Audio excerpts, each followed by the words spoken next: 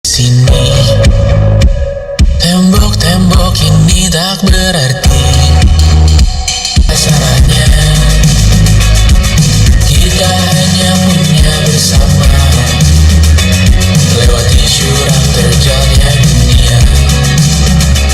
Ramai sepi ini milik bersama. Ramai sepi ini milik bersama. Kita sama-sama takkan kemana. Selama kau ada aku tak apa. Apapun yang terjadi tidak apa. Melihat awak tangis dan isah, mendengar kabar berbagai macamnya. Kali ini kita belajar banyak yang untuk kita ulangi nantinya. Saat semua tak jelas arahnya, kita hanya punya bersama, lewati jurang terjalnya dunia. Ramai sepi ini milik bersama. Saat terasa berat-beratnya, ku tahu kau pun berjuang juga. Hadapi semuanya langsung kita. Apapun yang terjadi tidak apa. Setiap aku bersyukur melihatmu berselimut harapan, berbekal cerita. Saat semua tak jelas arahnya, kita hanya punya bersama, lewati jurang terjalnya dunia. Sepi ini milik bersama. Ramai sepi ini milik bersama. Kita sama-sama takkan kemana. Selama kau ada aku tak apa. Apapun yang terjadi apa. Iya, keren ya. Jadi gua ngelihatnya ini mungkin sebelum kita bahas hal teknis, karena hal teknis gue pengen nanti ada compression gitu, pakai kamera apa gitu. Tapi gue pengen ke konsepnya dulu deh, ke Yohanes. Apa yang dilakukan KPR dan apa yang dilakukan dari PH-nya Mas Wawan, ini kan ada sebuah komunikasi yang lagi dibangun kan, gitu. Lo bisa jelasin nggak konsepnya itu, silaturahmi ini seperti apa sih? Gitu. Jadi konsep ini sebenarnya datangnya tuh dari kita. Waktu itu sebenarnya kita terima, basically kita living on that time waktu itu sebelum mulai meluas work from home ini. Tapi kita lihat di negara-negara lain ini udah mulai terjadilah semacam kayak lockdown gitu ya, karena pandemi di sana udah mulai parah, tapi kita ini masih baru starting gitu. Nah, jadi kita juga di saat at that time kita juga udah mulai mengerjakan project Ramadan ini gitu. Nah, di situ kita sebenarnya agak ngebaca sih bahwa eventually itu akan terjadi di sini, dan eventually, dan juga at that time juga kemudian keluar surat dari Jokowi yang menyatakan bahwa pandemi dan ini akan berlangsung panjang dan akan berlangsung sampai sekitar akhir Mei waktu itu prediksinya. So kita waktu itu udah ngebayangin bahwa wah gimana nih nanti ya, bulan Ramadan ini kan momen di Indonesia nih dalam satu tahun ini adalah momen yang paling penting mungkin dalam setahun kita berada di sini gitu. Jadi ini akan menjadi impact-nya akan menjadi sangat besar gitu. Dan belum pernah ada yang pernah merasakan ini sebenarnya. Dan bayangin seberapa banyak orang yang nggak akan bisa bersilaturahmi, banyak orang yang akan mungkin nggak pernah ketemu anaknya karena anaknya di kampung misalnya, cuma pulang setahun sekali gitu. So kita pikir ini adalah sebuah hal yang sangat besar yang mungkin kita tuh perlu take on sebenarnya. Nah, eventually kita ngelihat bahwa ya di satu sisi klien kita di telco dan bisa providing connection gitu. Kita bisa melihat bahwa begitu pentingnya bulan Ramadan dan Lebaran itu adalah karena itu adalah momen yang menjadi sangat diandalkan untuk bersilaturahmi sebenarnya. Jadi dari situlah kita bisa come up dengan anything can happen in the world sebenarnya. Tapi eventually nggak ada yang lebih penting dari lo bersilaturahmi, nggak ada yang lebih penting dari lo. Dan silaturahmi ini kita ngelihatnya bisa jadi besar gitu. Silaturahmi itu nggak cuma maaf-maafan pas Lebaran, tapi silaturahmi juga bisa. Gua ketemu lo Heret nih sekarang ini kita silaturahmi gitu. Gitu sih. So it's becoming very important. Essentially sebenarnya pada basicnya adalah nggak ada yang lebih penting dari di situasi seperti ini kita tuh untuk tetap connected. Ya. Dan ya ini kita turunan dari apa yang kita lakukan dari konsep idea besar yang dari agency sampai ke activation yang sekarang kita jalanin namanya silaturahmi kreatif. Kita bersilaturahmi bareng-bareng para kreatif gitu kan. Kata itu dari sebuah ide yang memang ada di kepala agensi itu gila gak sih yang sebenarnya akhirnya semua orang bisa merasakan ini semua gitu. Dan tadi ketika kita dengar video klipnya juga ini akan jadi kakaknya karena kakak mungkin ya nih Red. Apakah mungkin buat gua ini the best way buat nanti Pernah problem mungkin ya gitu. Enggak. Lu ada video BTS-nya nggak sih? Ada ya. Nah ini mungkin teman-teman bisa langsung lihat. Sehingga kami 4 musisi yang sudah terbiasa berkolaborasi dengan lebih banyak orang. Juga production house kita adalah itu bisa dilakukan dari rumah. Divisi mencari syuting biasanya gitu. Jadi berasa autentik sih. Even the board yang kita lihat kemarin, sebenarnya yang kita fokusin itu adalah hal-hal yang tradisionally kita kerjain. Awalnya teknisnya Angle yang dari kamera ini kan yang dari kamera i7s itu cuma satu lighting LED kecil gitu buat bisa bangkit di kondisi seperti sekarang, karena menurut saya memang daripada kita melasi gitu ya. Kalau ada produser lain, kalau di lingkungan musisi atau produser ya, mungkin tangan ini lah kalau bisa kayak tektokannya juga begitu cepat. Dari mulai penulisan lagu, terus lagunya dikirim, teman-teman juga bisa langsung dengan aman semua, dan menyenangkan ketika merasa bahwa walaupun dengan keadaan ini kita semua tetap bisa membuat sesuatu dengan teknologi yang sekarang semakin maju. Untuk brand Apapun yang terjadi tidak apa-apa. Apapun yang terjadi tidak apa.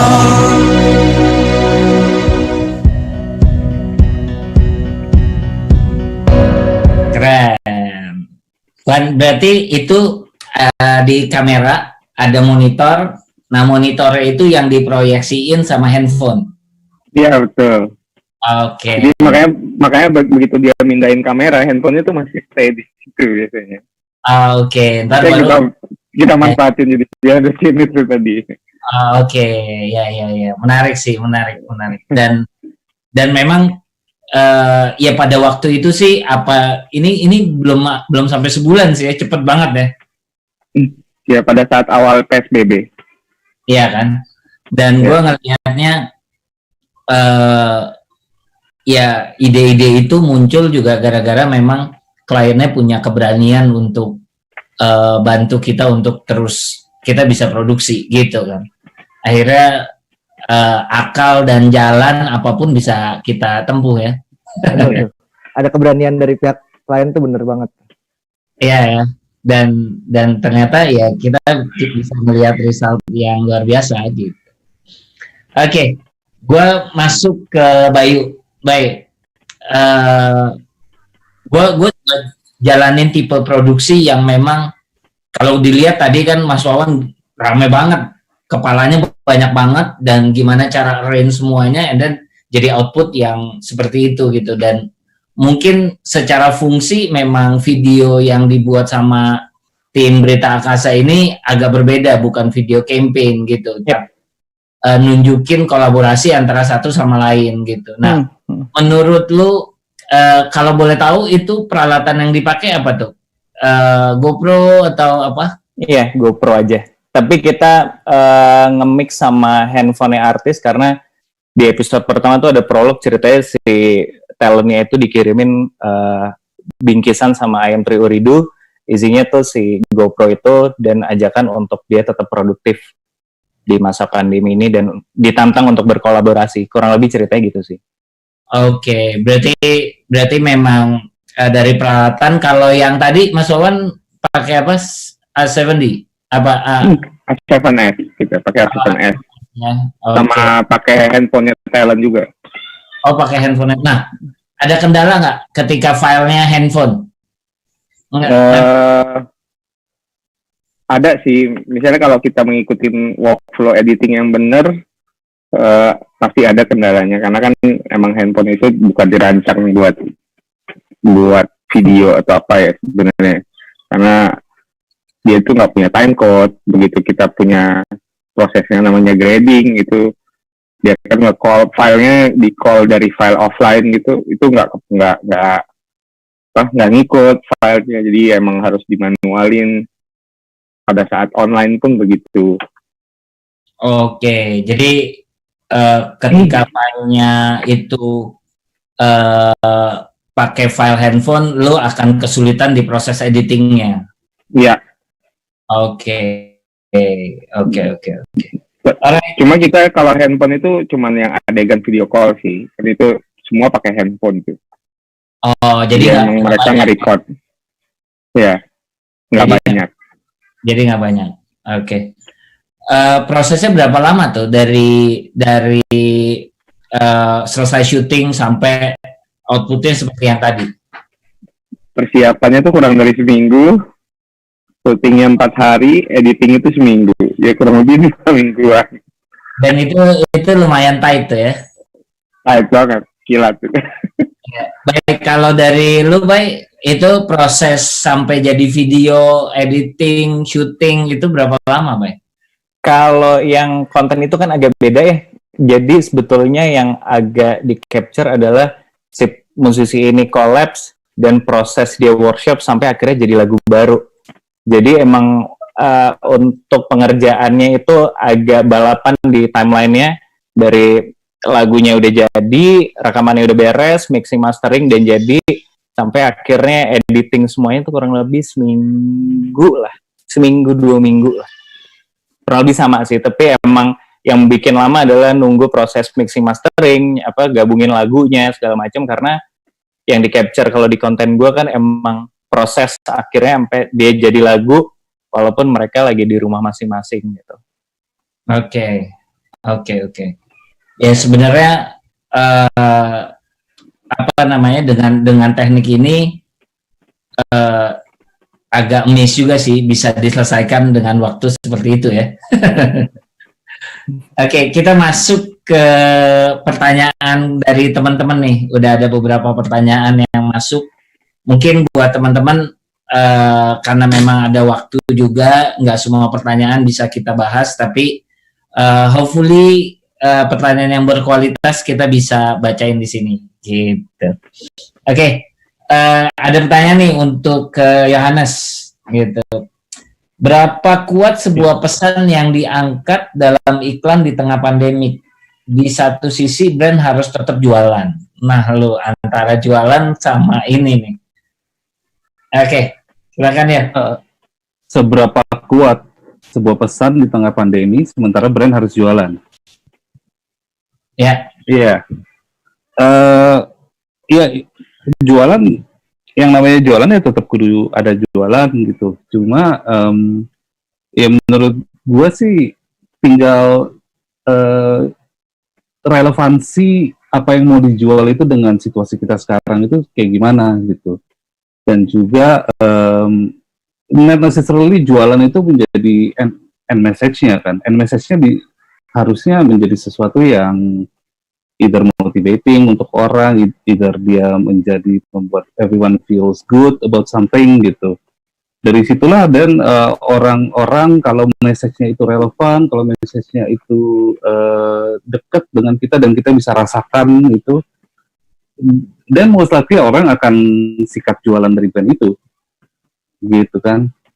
So basically sih itu, ada orang jualan di pinggir jalan pakai toa gitu, tapi ya banyak orang yang nggak peduli gitu. Tapi begitu ada satu orang merasakan itu relevan, orang itu peduli. Jadi semakin message kita semakin relevan untuk target audience kita, semakin banyak orang yang bisa relate dengan pesan itu, ya, semakin efektif sebenarnya jualan yang akan dibawa oleh brand itu sih. Ya. Artinya jualan tuh nggak harus yang beli ini, gitu.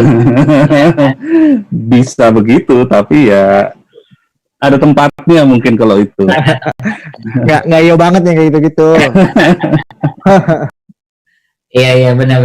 Jadi ya mungkin buat teman-teman ya ketika kita ada di dunia advertising, aku juga belum lama juga ngerti gitu, karena memang setiap campaign itu punya maksud dan tujuan gitu kan. Jadi ada yang istilahnya ada hard sell, ada yang memang, tapi ujung-ujungnya ya semua yang dilakukan ya untuk jualan gitu kan. Cuma tinggal caranya aja gitu, caranya aja seperti apa gitu. Yeah. Oke. Pertanyaan kedua nih untuk Mas Bayu, apakah ada kesulitan ketika membrief musisi-musisi yang harus berkolaborasi musik? Pemilihan kolaborator sepenuhnya dari berita angkasa kah? Itu dia. Itu salah satu kendala atau challenge terbesar sih, karena kita emang yang tadi gue bilang pesannya adalah dia di sini pesannya dia bisa berkolaborasi via online, tapi kan gimana ya, band untuk workshop aja kan enaknya ketemu langsung, lu ngisi bassnya apa, lu ngisi gitarnya apa, drumnya apa. Nah ini online tuh emang itu kendala terbesarnya. Terus apalagi kita berhadapan dengan musisi itu kadang level nyeninya agak beda gitu, jadi emang kita harus sabar-sabar ngajak ngobrolnya, tapi overall mereka semua kooperatif, mereka semua happy juga, dan emang passion juga untuk istilahnya menyapa si pendengarnya mereka gitu, karena kan pasti fansnya, followersnya atau penikmat musiknya dia kan sekarang nggak bisa ketemu langsung atau nonton konsernya gitu. Jadi dengan adanya konten ini, dia willing untuk melakukan itu semua untuk fansnya, kurang lebih kayak gitu. Dan untuk pemilihan artis discuss bareng juga sih dengan tim IM3 dan agency juga, tapi emang ada beberapa yang kita offering, nih kayaknya akan keren, nih kayaknya akan cool, dan nih akan hasilnya beda, kurang lebih sih kayak gitu sih. Ya. Nah, Kak, kalau dari lu Kak, ketika ngedirect artis-artis ini gimana Kak?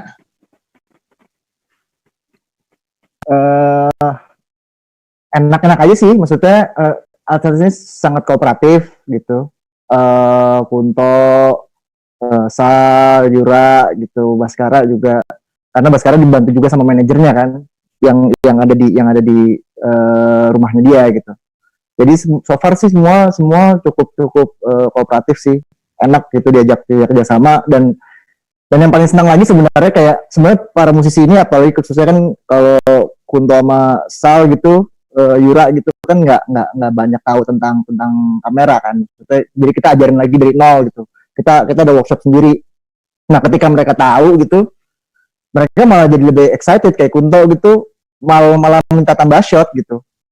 Okay. Ketika gue udah bilang rap gitu, dia minta ada lagi nih gitu. Jadi itu lucu sih, bikin maksud mereka jadi excited akan proses produksinya tuh, menyenangkan sih. Oke. Jadi mungkin pengalaman yang baru ya.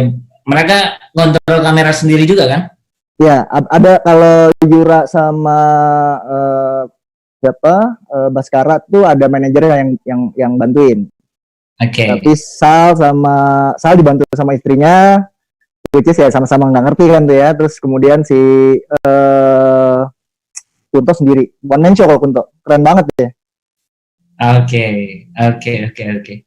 Nah, Mas Wawan, kalau dari Mas Wawan nih ada pertanyaan juga, ribet gak sih pas produser gini, terus harus ngebrief artis, harus ngejaga semuanya, komunikasi segala macem. Perbedaannya apa sih kalau sama syuting biasa gitu? Ribut sih Pak. Jadi proses komunikasinya malah lebih panjang ya. Betul. Jadi emang banyak meetingnya akan lebih sering sih jadinya. Oke, ini ada pertanyaan yang sebenarnya tadi udah gue tanyain, cuma kayaknya perlu penjelasan lebih nih. Apakah setelah pasca corona produksi akan terus seperti ini? Terus, dan apakah metode syuting seperti ini akan menjadi mode atau tren baru? Oh, akan jadi tren nggak kira-kira metode syuting seperti ini gitu? Lo ngarepin jadi tren nggak sebenarnya? Enggak sih, gue yakin sih akan nggak kayak gini terus sih. Pasti akan balik normal, tapi mungkin dengan catatan akan ada social distancing atau segala macam mungkin ya. Tapi kalau syuting akan trennya kayak begini sih kayaknya enggak. Ini karena kondisinya aja sih. Oke. Karena nggak semua klien bisa pasti syuting kayak begini. Iya. Kak, kalau dari lu Kak?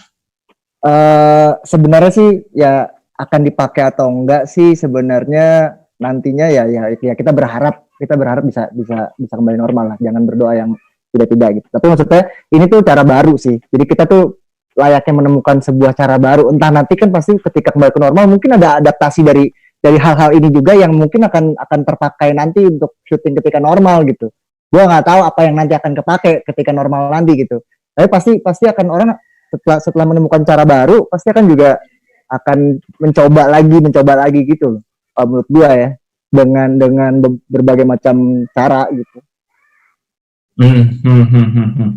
Nah, ini sih pertanyaannya mungkin something yang very basic nih. Menurut lu perlu bikin PPM untuk ketemuan atau sebenarnya Zoom aja sekarang udah cukup?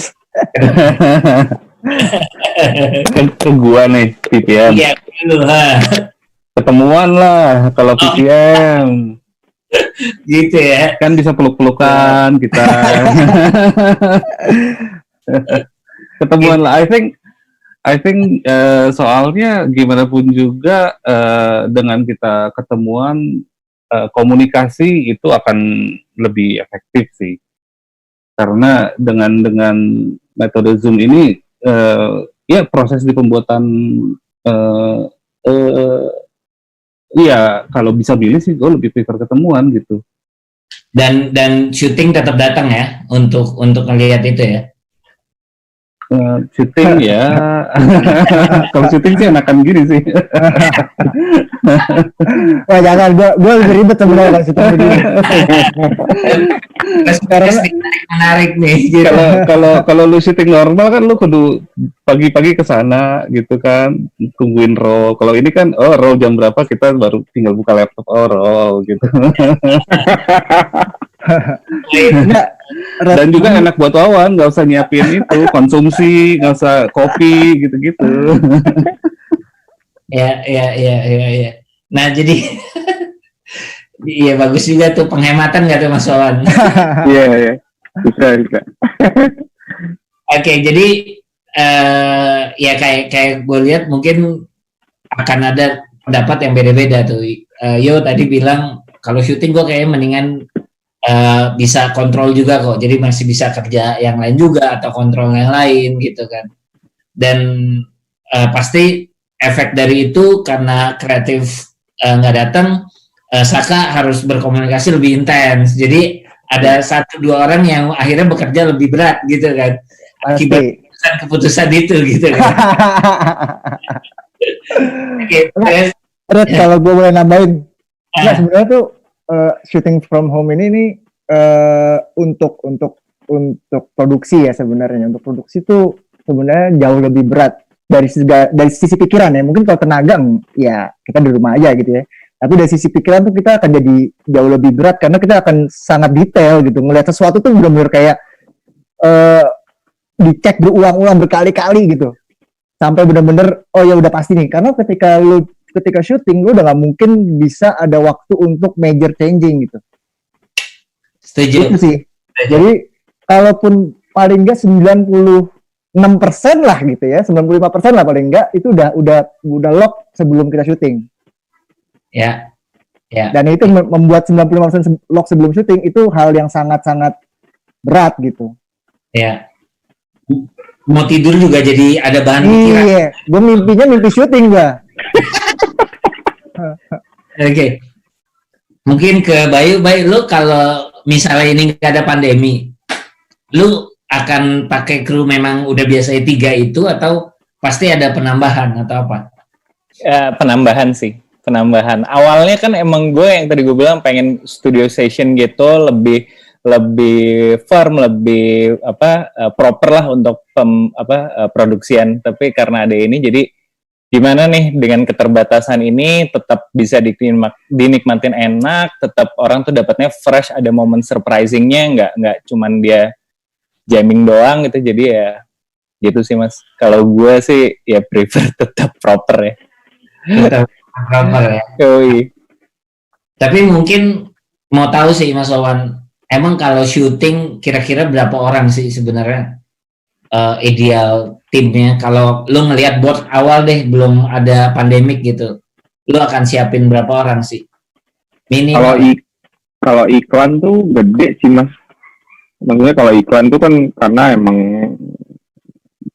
biasanya juga waktunya mepet, terus yang dibutuhkan tuh ngebangun setnya gede, terus talentnya juga banyak, itu paling minim tuh bisa 60-70 orang yang terlibat. Wow. Dan kayak curhat ya Mas. Waktunya mepet kita cuma dengan 6 orang gitu kerja. Artinya terakhir kan ada update nih ya dari Menteri Perekonomian ya atau apa ya. Jadi kalau kita lihat dari yang 5 orang katanya nanti bertahap akan ada 10 orang lebih gitu kan. Itu pun tidak mencukupi ya sebetulnya untuk produksi dengan proper, ketika di lapangan harus bergerak dengan 10 orang lah katakan.